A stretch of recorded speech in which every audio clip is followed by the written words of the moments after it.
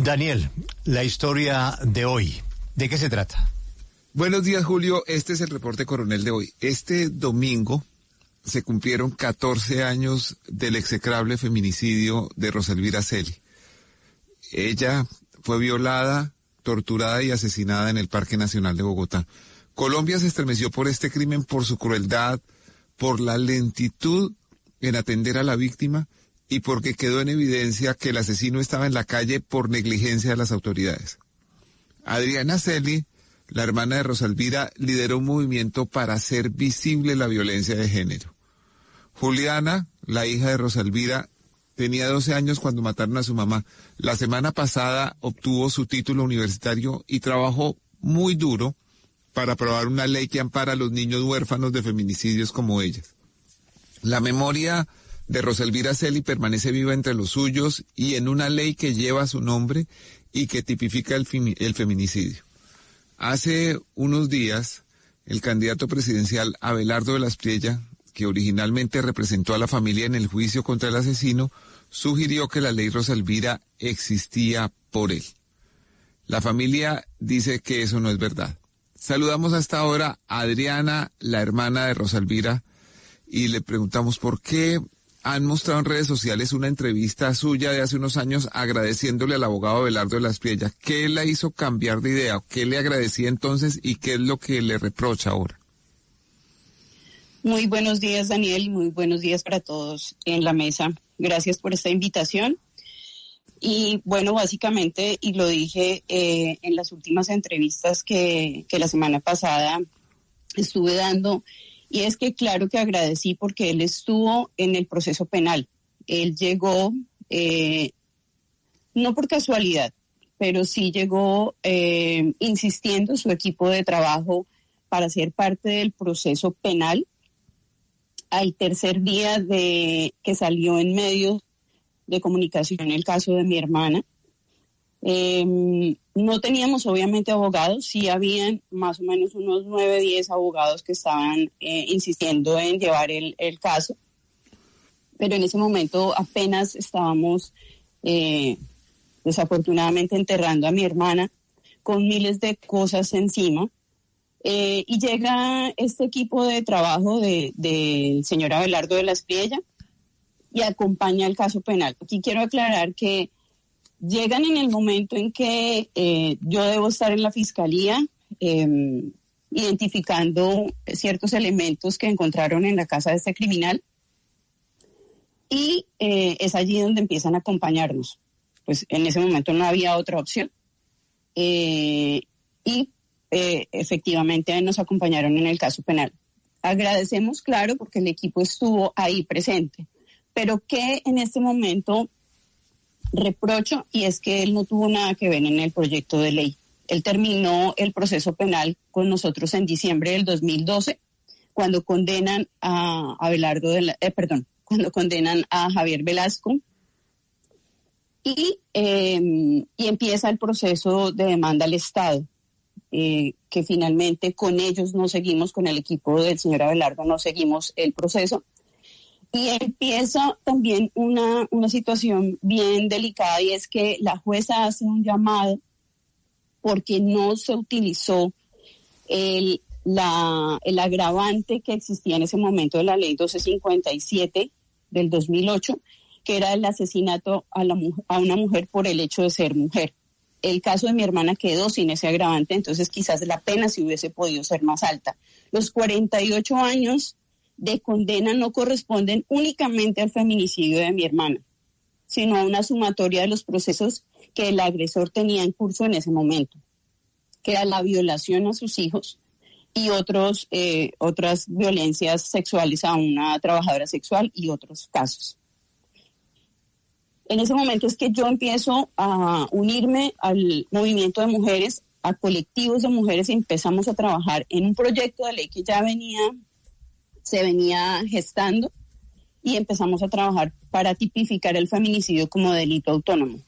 El caso de mi hermana tenía 150 pruebas en contra de ese criminal y que aportaban bastante para poder tipificar el feminicidio en Colombia.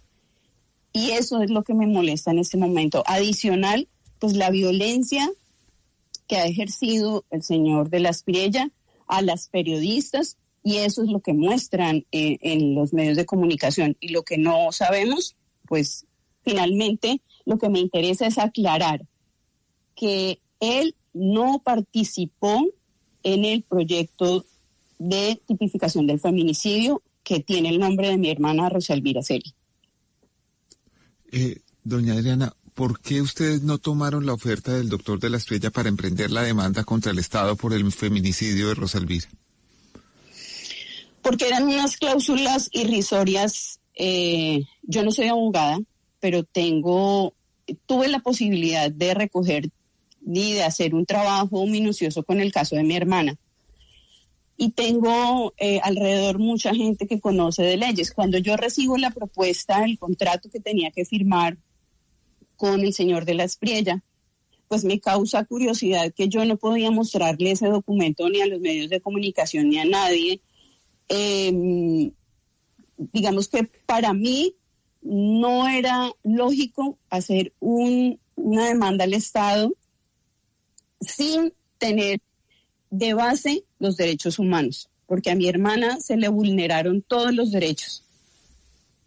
Y cuando yo le expuse eso a él, él me dijo que yo no tenía ni idea de justicia.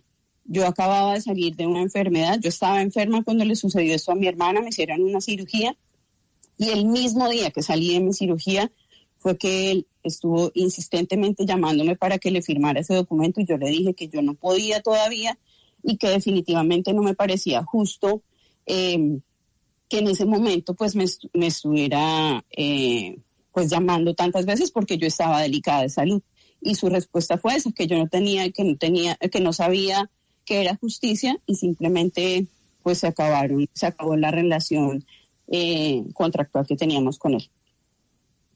¿En algún momento usted o algún miembro de su familia se sintió maltratada por el doctor Abelardo de la Espriella? Sí, claro que sí. En ese y en otros momentos que a la final, a mi mamá, por ejemplo, me dolía mucho con mi mamá, porque su desconocimiento quizás, pero su angustia de que no quedara...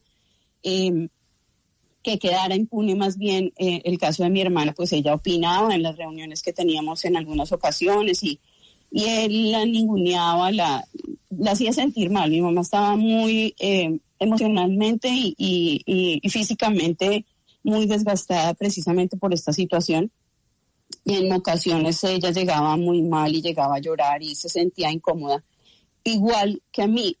Yo lo que trataba de hacer, y pues en la presión de tantas cosas, en querer también que condenaran a ese criminal, quizás, y eso nos pasa a todos los seres humanos, hombres y mujeres, y es que en esa presión quizás obviamos esas cosas y decimos, bueno, sigamos trabajando, esa es su forma, pero sí, realmente yo me sentí incómoda. En algunas ocasiones nuestras opiniones no eran de profesionales, y eso me molestaba. Y por eso también tomé la decisión, porque fui yo quien tomó la decisión de no seguir más con el proceso. Luego de comprobar que efectivamente el contrato no era lo óptimo para nosotros. Bueno.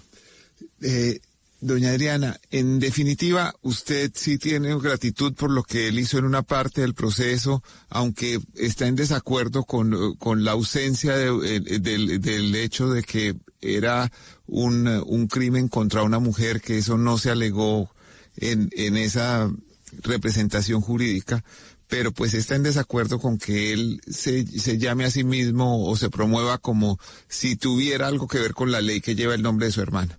Le quería preguntar, ¿cómo va el tema de la reparación a su familia? Bueno, eso también ha sido un tema de mucha controversia, porque hace 2 años el distrito, que es una de las partes demandada, pues supuestamente ya nos reparó, pero finalmente no termina esta reparación, porque jamás nos han hecho el proceso de indemnización completo. Nos dieron una mínima, supuestamente ya iba a salir la siguiente parte, del distrito con la Secretaría de Salud. No hay medidas de rehabilitación, de garantía de no repetición, porque finalmente no ha pasado. Y en este momento del fallo de la Fiscalía resulta absurdo que el Tribunal de Cundinamarca haya bajado el nivel de responsabilidad de la Fiscalía. Eso lo vamos a... Hace poco llegó la sentencia porque ellos apelaron, pero para nosotros no es justo. Con el equipo de los abogados también estamos mirando cuál es la mejor opción, porque finalmente este criminal estaba libre, era un peligro para la sociedad. Exactamente, estamos demostrándolo porque asesinó a mi hermana. Entonces creo que la Fiscalía sí tiene toda la responsabilidad. Pues y aquí seguimos en la lucha con este proceso.